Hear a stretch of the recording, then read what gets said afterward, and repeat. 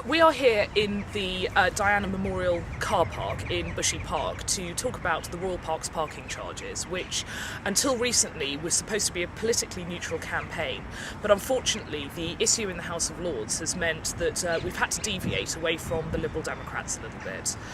The key issue locally is not getting the parking charges in, and what's happened is that the Labour Party have brought in some quite sensible proposals such as 20-mile-per-hour speed limits like Richmond Park, things like being able to have boats ridden on different lakes, and just making sure that people can bring other carriages other than hackney carriages to drive through the park. We agree with all of those proposals. What we don't agree with is the idea of having parking charges for the families, for the disabled kids who use the car park, for dog walkers and for the elderly. They simply don't want this to happen.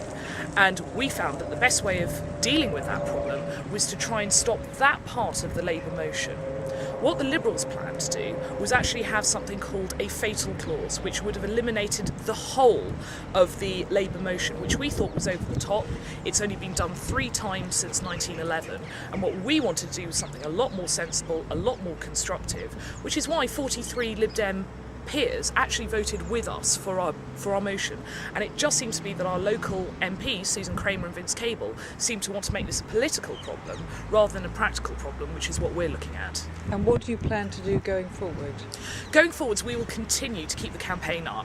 Justine Greening and Jeremy Hunt, our Shadow Culture Secretary, has already said that if the Conservatives win the next general election, we will indeed make sure that these parking charges are scrapped. We will look at alternative sources of funding for the parks, and we will make sure that the parks are free for all, which was exactly what they were designed to be when they were first created.